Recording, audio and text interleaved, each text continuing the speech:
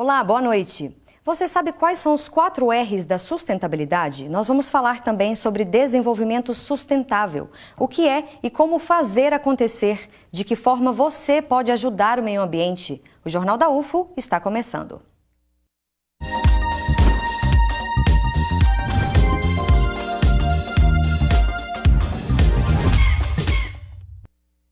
Repensar, reduzir, reutilizar e reciclar. Esses são os chamados 4 R's da sustentabilidade. E não é à toa que o repensar vem primeiro. Você já parou para Ele deve ser o ponto de partida para outras ações.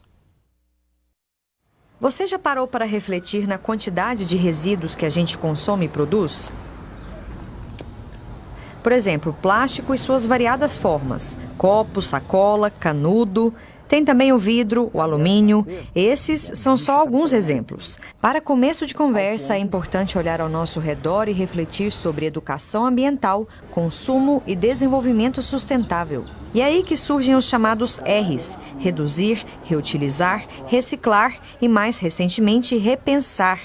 Esses R's têm buscado estimular ações educativas em relação ao meio ambiente. Se nós pensarmos em termos de resíduos, sejam eles sólidos, gasosos ou líquidos, existem inúmeros R's. Lá atrás, há muitos anos atrás, viéramos discutindo os 3 principais R's. Mas você já puxou um deles que eu considero extremamente importante, que é essa questão de repensar o quê? Os nossos estilos e modos de vida. Materiais como o plástico demoram muitos anos para se decompor. A pilha é outro exemplo. Os componentes dela, que são chamados metais pesados, eles são altamente tóxicos. Então, principalmente mercúrio, chumbo. E aí, hoje já existe empresa que recicla o material componente disso aqui. Porque é um material, muitas vezes, chamado nobre. Então, ele se decompõe? Sim, mas vai levar, sei lá, 200, 300 anos. O plástico, o canudo de plástico, hoje também já com uma biodegradação mais rápida do que alguns anos atrás. Mas uma grande polêmica que girou aí daquela cena que se mostrou uma tartaruga com o canudinho nas narinas dela. E isso gerou uma polêmica, uma manifestação, uma mobilização mundial. Tanto é que hoje já tem empresas fazendo canudinhos de metal, de vidro, de acrílico, mas é um plástico originado do petróleo. Demora-se 100, 200 anos, apesar de que hoje boa parte desse material já tem uma biodegradação. No caso aqui, lata de alumínio. Também leva-se aí 50, 200, dependendo da composição dela. Mas hoje as nossas latas de alumínio já são muito mais biodegradáveis e muito reciclado. Vidro, 100% reciclado. Não se decompõe na natureza.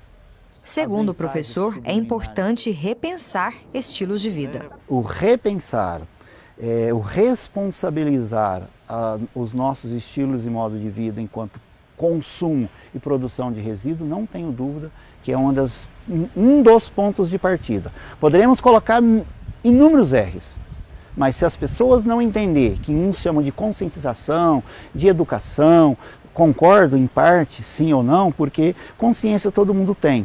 E a área ambiental virou um vilão de algumas questões onde as pessoas, todo mundo defende o meio ambiente, defende a coleta seletiva e o resíduo. Mas o que está por detrás disso? Um estilo e modo de consumo. Bom, para falar sobre os 4 R's e a sustentabilidade, nós convidamos o professor do Instituto de Geografia da UFO, Samuel do Carmo. Boa noite, Samuel. Obrigada pela presença. Boa noite. Também convidamos Nelson Barbosa, diretor de sustentabilidade da UFO. Boa noite, Nelson. Obrigada pela presença. Obrigado. Bom, o professor João Carlos estava falando na reportagem sobre o repensar. É preciso repensar antes de todas essas ações, professor, começando por enxergar a nossa realidade, como a gente estava conversando antes. Sem dúvida. A gente precisa pensar sustentabilidade, que é um tema super importante, mas olhar a realidade que a gente precisa mudar. Né? O conceito é importante, a gente tem que entender o conceito, mas olhar qual é a realidade que a gente está querendo mudar. E a partir disso, ou seja, o repensar é fundamental, tanto a realidade quanto o próprio conceito, para a gente chegar numa ação efetiva. É o primeiro passo, digamos assim, né? Como é que você enxerga isso, Nelson? Olha, eu concordo com o Samuel, assim, é preciso que a gente comece a internalizar esses conceitos e que isso comece a transformar os nossos hábitos do dia a dia. A questão de elencar, nós temos 3 R's, 4 R's, 5 R's, até 8 R's. A questão não é tanto isso, mas sim como que isso vai ser internalizado dentro de cada indivíduo e como que isso vai mudar tanto a forma dele de se relacionar com o mundo, como também como que ele vai fazer com que a sua rotina mude, os seus hábitos mudem. Quando a gente fala de sustentabilidade, como que a gente pode conceituar? Muitas vezes a gente fica presa ali no viés do ambiente mesmo, o viés ecológico, não é bem isso, vai muito além, né? A questão de sustentabilidade, ela é um tripé. Ela normalmente se dá um pouco mais de atenção à questão ambiental, mas é um tripé que ele é baseado em questões econômicas, sociais e ambientais. Então, a sustentabilidade ela tem uma visão muito mais ampla do que só a questão ambiental. É claro que com uma atenção muito grande à questão ambiental também. Como que você vê essa questão da sustentabilidade, o conceito de sustentabilidade, professor, para quem está em casa? Efetivamente tem essas 3 partes, né? A minha preocupação é que a sustentabilidade econômica ela vem sempre primeiro. Quer dizer, qualquer medida ambiental ela é sujeita a uma avaliação econômica. Se não der lucro, se der prejuízo, isso já fica um pouco deixado de lado. Por exemplo, a gente sabe que tem que reduzir a quantidade de veículos nas cidades, mas ao mesmo tempo a indústria automobilística brasileira produz 2 milhões e 200 mil carros por ano, e se isso reduz um pouquinho, aí gera menor arrecadação de imposto, gera desemprego, aí o governo começa a incentivar novamente a produção de carros. Ou seja, a gente acha que tem que diminuir a quantidade de carros na cidade porque está impactando a cidade está parando por causa do trânsito caótico, tem a poluição, tem o custo da energia, né? Quer dizer, tem um viés ambiental muito forte nisso, mas ao mesmo tempo o fator econômico impede qualquer mudança nesse processo. Então, pensar a sustentabilidade econômica, ambiental e social também, né, é fundamental, é um tripé. A pena é que a gente sempre está sujeito primeiro à avaliação econômica para que as ações ambientais e sociais tenham efetividade.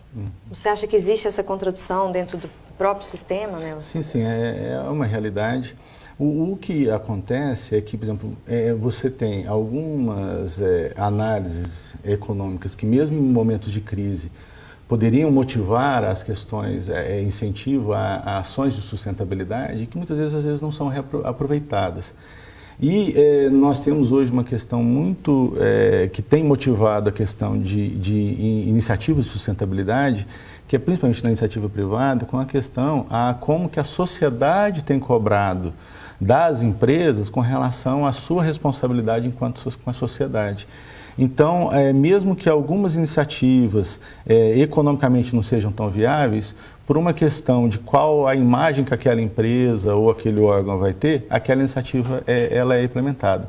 Mas eu concordo com o Samuel que a questão econômica pesa muito. Mas, por exemplo, tem algumas iniciativas, como, por exemplo, o retrofit de iluminação, que uma análise econômica facilita muito uma decisão e que tem reflexos em questões ambientais, sociais, porque, por exemplo, você está num momento de crise, tanto econômica como de recursos, então a energia está cada vez mais cara. Então, às vezes, uma iniciativa de um órgão de trocar toda a iluminação por uma que tenha um menor consumo, você tem benefícios de redução de consumo de energia, você tem o benefício da redução dos resíduos que são gerados no final com algumas lâmpadas que geram resíduos tóxicos, mas às vezes não se toma cuidado com isso para se levar essa proposta à frente. Mas existe um viés econômico que favorece decisões como essa, porque o retorno desse investimento é em um curto prazo e depois o órgão começa a ter benefícios de redução de custos, redução de geração de resíduos, e aí a sociedade se beneficia de uma forma geral. Então, a questão econômica, em algumas vezes, realmente ela atrapalha, porque ela inviabiliza algumas iniciativas, e em algumas outras talvez a gente até deixe de aproveitar algumas oportunidades que trazem esse viés econômico como carregando benefícios que podem ser desdobrados em questões ambientais e sociais. E vocês acham que as pessoas estão mais conscientes, né, sobre as consequências para o meio ambiente, do descarte, do manejo incorreto de resíduos, ou o conhecimento que a gente tem sobre sustentabilidade ainda é muito raso, é superficial? Como vocês enxergam isso? Eu queria falar sobre a educação ambiental, então. Quando a gente fala de consciência, né, o Nelson está falando de introjetar o conceito, que as pessoas precisam, né, colocar para dentro de si e isso refletir no seu modo de vida, no seu estilo de vida, para que seja um estilo de vida mais sustentável, mais ambientalmente correto, né? Aí tudo parte da educação ambiental, né? Eu vejo que nós temos errado nas estratégias de educação ambiental porque elas são prescritivas. A gente avalia uma situação como sendo a melhor e diz para o indivíduo que ele tem que fazer daquela maneira, não é? Só que isso envolve a necessidade do indivíduo mudar a sua forma de viver, o seu estilo de vida. Então diz para o sujeito, você tem que mudar o seu estilo de vida. E a gente esquece que o estilo de vida não é uma definição, uma determinação do indivíduo. A gente não escolhe o estilo de vida, né? A gente vive e aquela conjuntura ambiental, social, econômica, né, vai nos conduzindo, vai nos levando, né? A cultura, inclusive, né, que a gente vai aprendendo na família, no lugar onde a gente vive. E a gente fica preso a esse modo de vida que não fomos nós que criamos individualmente, né? Foi a sociedade, foi o grupo social que criou aquele modo de vida. E a gente fica preso. É só pensar, por exemplo, dietas, né, de emagrecimento. As pessoas não conseguem, porque elas precisam mudar o estilo de vida, né? Algum vício que o profissional de saúde diz, você tem que mudar, né? Você tem que parar, e a pessoa não consegue, né? Porque ela está presa, ela está, né? Então, a nossa estratégia de educação ambiental não pode ser prescritiva, da mesma forma que a saúde, a educação para a saúde, não pode ser prescritiva, achando que o indivíduo sozinho ele vai mudar o seu estilo de vida.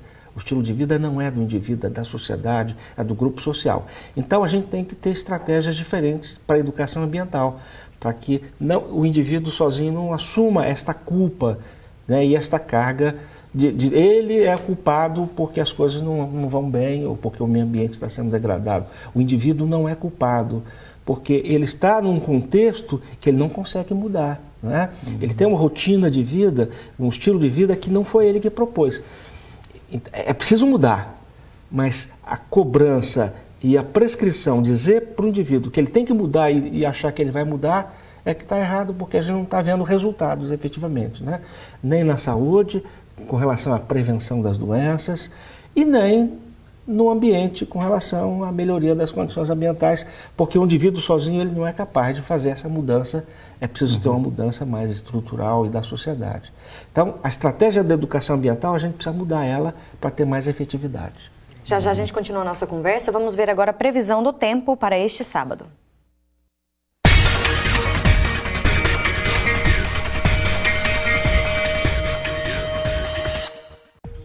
O fim de semana chega parcialmente nublado nas cidades da região. Em Uberlândia, as temperaturas se mantêm amenas. A mínima é de 17 e a máxima 29 graus. Em Monte Carmelo, as temperaturas sobem um pouco mais. Mínima de 15 e máxima de 31 graus. Temperaturas mais altas também em Tuiutaba. Mínima de 16 e máxima 31 graus. Só entre Nuvens e Patos de Minas. A mínima é de 17 e a máxima 29 graus no sábado. Dia parcialmente nublado em Coromandel. Mínima de 16 e máxima de 29 graus.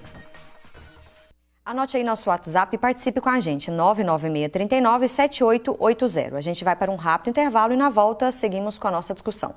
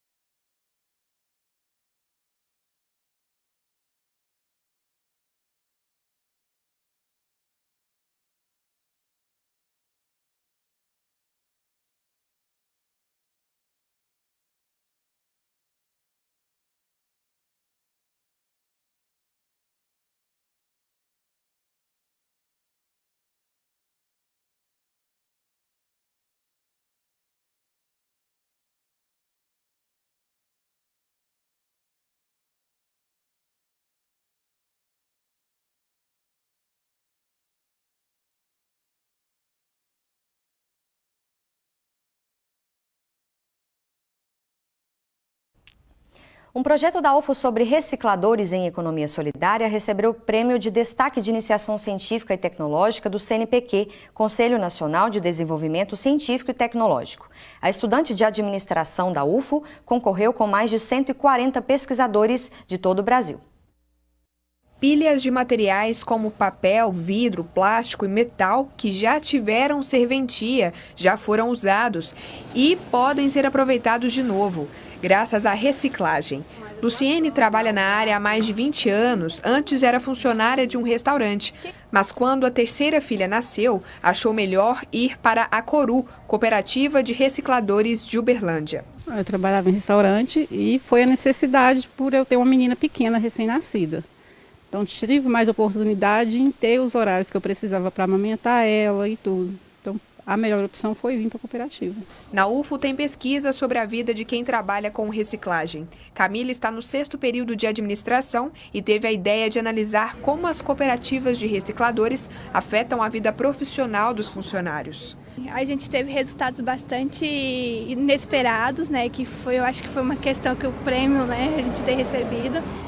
Que é a questão de, principalmente o aumento da renda, né, e consequentemente o poder de compra, né, que eles falaram que a partir do trabalho deles lá na cooperativa eles conseguiram comprar casa, comprar carro, pagar seus estudos, né. Também a questão da melhoria da qualidade do trabalho mesmo, de ambientes, né, sair daquela debaixo de sol, debaixo de chuva, ir para um ambiente, para um galpão que é tampado, que lá eles conseguem produzir juntos, eles há um maior volume, né? Então eles conseguem produzir mais. O projeto foi orientado pela professora da Faculdade de Gestão e Negócios da UFO, Márcia Freire de Oliveira. Quem mediou o contato foi a coordenadora do CIEPS, Centro de Incubação de Empreendimentos Solidários da UFO, Cristiane Betanho.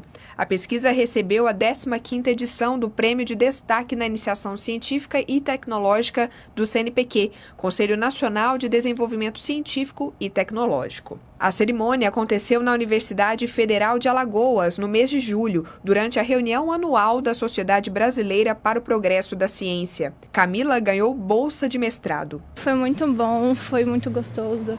Acho que é um reconhecimento mesmo, né, do trabalho que a gente fez. Tá lá junto com os grandes, né? A Coru foi uma das cooperativas onde Camila fez a pesquisa. Existe desde 2003 e hoje tem 9 cooperados. Por mês chegam entre 60 e 70 toneladas de material. Na triagem, separam o que pode ser reciclado e vendem em média 35 toneladas mensalmente. A Coru fica no bairro Jardim Brasília, em Uberlândia. Nós fomos conhecer um outro grupo de recicladores numa associação que fica lá no bairro Santa Luzia. Vamos conferir. Na Arca, Associação de Recicladores e Catadores Autônomos, são 17 associados. O pessoal cria tilápias em tanques feitos com materiais reciclados e tem uma horta comunitária. Chegam em média 25 toneladas de material por mês. Depois da triagem, são vendidas mais ou menos 20 toneladas. Eles estão se organizando para começar a usar um triturador de vidro, que deve aumentar o lucro. O presidente explica que, assim como Camila percebeu na pesquisa, a organização em associações ou cooperativas é vantajosa. Se você pega cinco objetos e vender aqui uma empresa, para uma empresa, você vai conseguir X. Se você pega 15, 20 objetos, você já pode negociar com um preço melhor, que você vai pagar por esse produto. Vera Lúcia trabalha aqui há 2 meses, mas já atua na área da reciclagem há 14 anos.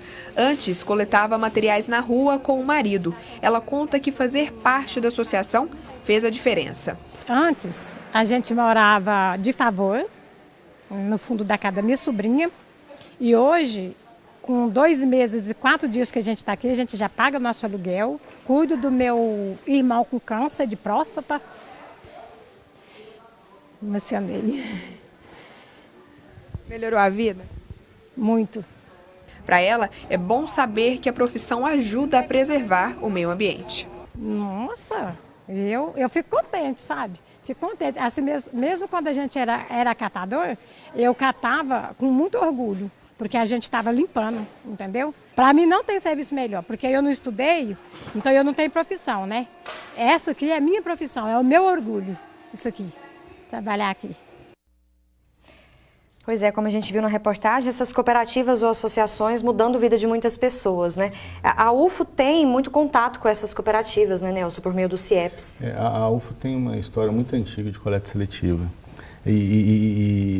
Ela começa muito antes das exigências legais.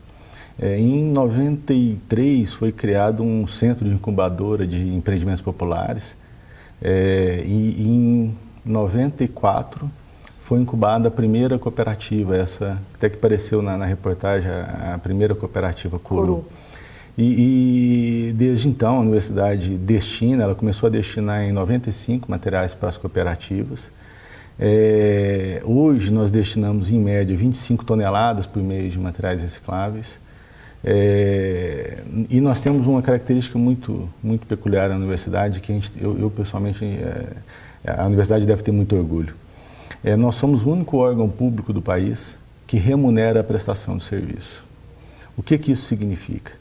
Significa que a gente rompe com a relação que normalmente se tem com esses coletivos de uma relação de caridade e se reconhece a relevância do serviço prestado por eles.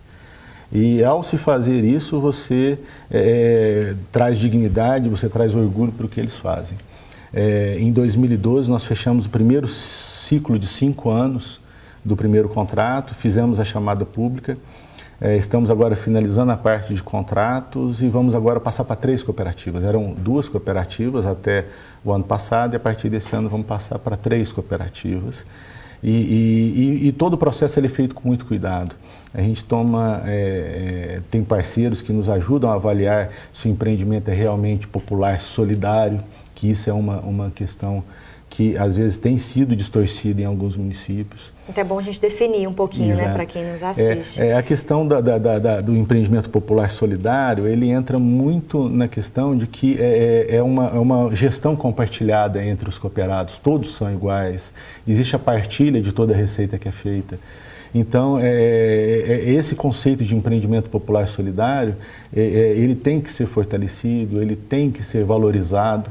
E eu acho que a UFO tem feito esse papel de reconhecer essa relevância desse serviço. Como a gente estava vendo na reportagem, professor, e como você estava dizendo, né, o que é reciclável precisa ser reciclado, né? É aí que entra o papel das cooperativas e associações. Sim, e o papel também das prefeituras, né? A gente tem na cidade uma produção de materiais, né, que vão para o lixo imensa e coloca-se esse material na porta da casa e o caminhão do lixo passa, carrega, leva tudo e vai jogar num lugar inadequado normalmente, né, nos lixões. Então, implantar coleta seletiva nas cidades é fundamental. As cidades precisam tomar isso como importância, né? Uberlândia faz em parte, né? Alguns bairros têm, outros bairros ainda não têm, é preciso implantar em toda a cidade. E aí entra a parte importante, né? Destinar esse material para as cooperativas, né? Porque esse papel de apoiar esses empreendimentos populares, solidários, né? Da reciclagem é fundamental. Né? Você dá dignidade para as pessoas que estão sem renda, estão, né, numa situação complicada e elas começam a ter dignidade, começam a ter onde morar, como foi dito pelaquela senhora da reportagem, né? Ter alimento para colocar na mesa para os filhos, isso é fundamental. Quando a gente fala de consequências para o meio ambiente, muita gente já sabe, mas eu acho que é bom a gente reforçar. Do descarte incorreto, do lixo no meio ambiente, a gente precisa reforçar, destacar algumas, professor? O problema é que a gente não tem cuidado, né, com a produção de resíduos na nossa casa e a gente coloca na frente da casa para que o lixeiro leve e vai embora, a gente não quer saber mais, né? Então, uma atitude seria repensar, olha, o que eu estou fazendo efetivamente para melhorar a situação? Eu preciso separar. Ah, mas eu vou separar e colocar lá na frente, o lixeiro vai levar e juntar tudo? Mas será que eu não posso separar e entregar numa cooperativa? Fazendo a parte dela, acho que o caminho é esse. Todos juntos fazendo um pouquinho para que a gente melhore a situação não só do meio ambiente, mas dessas pessoas que que vivem, né, da reciclagem. De forma sistêmica, como a gente estava falando, né, Nelson? E falando na diretoria de sustentabilidade, é bom as pessoas entenderem qual que é o papel dela, o que vocês têm feito de ações, quais as ações serão implementadas. Dá para fazer um resumão para a gente? Dá. Essa diretoria ela é relativamente nova, ela foi criada em 2011. Logo depois, por um trabalho, foi criada a Política Ambiental da UF em 2012. O objetivo principal dela é minimizar os impactos causados pela própria ação normal da instituição e incluir dentro ações ou programas de sustentabilidade, de uso racional de recursos, de gestão de resíduos. Além da coleta seletiva, que já mencionei anteriormente, a universidade ela tem uma responsabilidade de destinação de todos os seus resíduos. Hoje nós destinamos todas as pilhas e baterias, lâmpadas fluorescentes, por exemplo, agora em janeiro nós fizemos a destinação de 72 mil lâmpadas fluorescentes para uma destinação ambientalmente adequada. Estamos preparando um contrato para a destinação de 5 toneladas de pilhas e baterias, é muita coisa. Nós destinamos carcaça de animal, perfuro cortante, resíduos químicos gerados em todos os laboratórios e os hospitais veterinários e odontológicos e resíduos biológicos infectantes. Então, essa é uma grande frente de ação da diretoria que é relacionada à gestão de resíduos de minimização de impacto da instituição. Uma outra área é a questão de inserção da universidade em questões de sustentabilidade, tanto local como regional.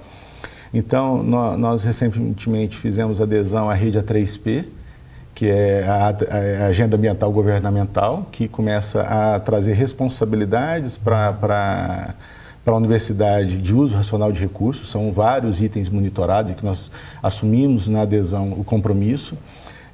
Nós fizemos adesão à rede ODS, que é a Agenda 2030 da ONU, onde nós estamos trabalhando a questão de internalização desses objetivos e como que eles podem ser trabalhados internamente e como que nós podemos, como força motriz, trabalhar esse conteúdo dentro da nossa região de atuação. Nós fizemos a inscrição agora da Sala Verde, que é uma sala de educomunicação vinculada ao Ministério do Meio Ambiente, que ela transversalmente atua em todas as nossas atividades que envolvem educação ou sensibilização, dá um referencial didático-pedagógico. Isso, dentre outros, nós temos o Circuito Tela Verde, que é mostra de vídeos independentes. Nós temos elaboração de alguns projetos, como o de Viveiro do Cerrado, entre outros. São muitos, são muitas ações. E essas ações, como você estava falando no primeiro bloco, professor, é importante que elas saiam da prescrição, né? Como a gente estava falando, do imperativo, sim, né? É importante a gente pensar nesse contexto sempre. E como é que a gente faz isso, não é? O paciente vai no médico, vai no profissional de saúde e ele diz, olha, você tem que fazer isso, isso, isso. E na verdade ele não faz, não é? Mesmo prescrição de remédio medicamentosa, né, isso no mundo inteiro é assim, mais de 50% das pessoas que vão ao médico e recebem uma receita, elas não cumprem aquela receita, não tomam aquele remédio da maneira correta, né? E ainda mais quando se fala em prescrição de comportamento, de mudança de estilo de vida, né? Porque o indivíduo ele não é capaz de sozinho fazer a mudança. Então como é que a gente pode trabalhar esse assunto, né? A gente tem que trabalhar nos grupos sociais, porque no grupo social, o grupo tomando uma atitude, o indivíduo ele forçosamente ele começa a acompanhar o grupo. Então o caminho é esse. A gente tem, por exemplo, que pensar com relação à dengue, que é um problema recorrente, né, a cada ano. Esse ano a epidemia está voltando e a gente continua falando para o indivíduo que ele tem que mudar e ele não consegue mudar. Mas se a gente trabalhar na igreja, trabalhar na escola, trabalhar nos grupos sociais, nos grupos de amigos, quer dizer, quando o grupo começa a agir, o indivíduo age junto. Então é um trabalho da mudança do grupo, da mudança daquele componente social, e aí o indivíduo vai junto, né? Ele forçosamente ele acompanha o grupo. É importante. A gente tem muita coisa para falar, mas nós vamos parar por aqui com a nossa conversa. Antes de encerrar essa edição do Jornal da UFO, tem programação para o fim de semana no nosso quadro Agenda Cultural. Quem está aqui com a gente é a Isabela Rodrigues. Boa noite, Isabela. Boa noite, Dani. Boa noite para os nossos convidados. Olá para você que nos assiste. Hoje é sexta-feira e, como vocês já sabem, tem Agenda Cultural aqui no JU. Vamos conferir o que tem de bom no final de semana? Olha só. Em comemoração aos 130 anos de Uberlândia, a cidade recebe mais uma edição do Fundinho Festival, um evento dedicado ao jazz e ao blues, que vai oferecer 12 horas de programação agora à noite e também amanhã, e é lá na Praça Clarimundo Carneiro. Amanhã tem Scalene no London Pub, a partir das 11 horas da noite. A banda surgiu em 2009, na cidade de Brasília, e já conta com grandes participações, como Rock in Rio e Lollapalooza. A censura é para maiores de 16 anos e os ingressos podem ser comprados no local. Agora se liga nas nossas dicas de alguns cariocas que estão passeando aqui em Uberlândia. Dá uma olhada. A minha dica é um filme de 2009 chamado O Mundo Imaginário do Dr. Parnassus. É um filme do Terry Gilliam, um diretor que veio do Monty Python, não sei se vocês conhecem. E esse filme tem algumas curiosidades. A primeira é que o Heath Ledger, que fez o Coringa no Batman e tal, morreu no meio das filmagens. Fala de uma aposta entre o diabo, que é interpretado pelo Tom Waits, e um sujeito sábio, que é esse Dr. Parnassus, que já viveu 500 anos, 600 anos, e que está sempre fazendo apostas com ele, para o diabo tentando comprar a alma dele e ele conseguindo, assim, fugir disso. A minha dica é o livro da Maria Valéria Rezende, 40 Dias. Esse livro conta a história de uma mulher já de meia idade, que ela vem da Paraíba para para Porto Alegre. Então ela vai para Porto Alegre, ela faz uma mudança, não vou contar o livro todo, e aí há toda uma história que só vocês lendo realmente é um livro que vale muito a pena. Você começa a ler e você não quer fechar, só quando terminar realmente o último ponto final. Vale muito a pena. Vocês são privilegiados, né? Vocês dispõem de natureza, de perfume de flores, canto de pássaros. Então a minha sugestão é uma bela caminhada ao amanhecer, né, ao final da tardinha, ou mesmo à noite, né? O parque funciona até às 10 da noite, a entrada até às 9. Caminhar no Parque Sabiá, não tem nada melhor. E aí, já pensou o que vai fazer nesse fim de semana? Espero que você aproveite bastante. Semana que vem tem mais Agenda Cultural. Uma boa noite e até a próxima. Obrigada, Dani. Boa noite, Isa. Obrigada pelas dicas. Bom fim de semana para você. Obrigada. Quero agradecer também a presença do Nelson Barbosa, diretor de sustentabilidade. Obrigada, viu, Nelson? Muito obrigado. Pelas informações. Obrigada também, professor Samuel. Estamos à disposição. Pelas reflexões aí sobre sustentabilidade, que vai muito além do meio ambiente, do viés ecológico, né, como a gente estava falando. Na segunda-feira, o Jornal da UFO volta a discutir sobre a vacinação. Doenças já erradicadas pela vacina voltam a preocupar. Se você tem dúvidas sobre vacina, mande para a gente pelo WhatsApp 99639-7880, que especialistas da UFO respondem. Uma boa noite e ótimo fim de semana para você.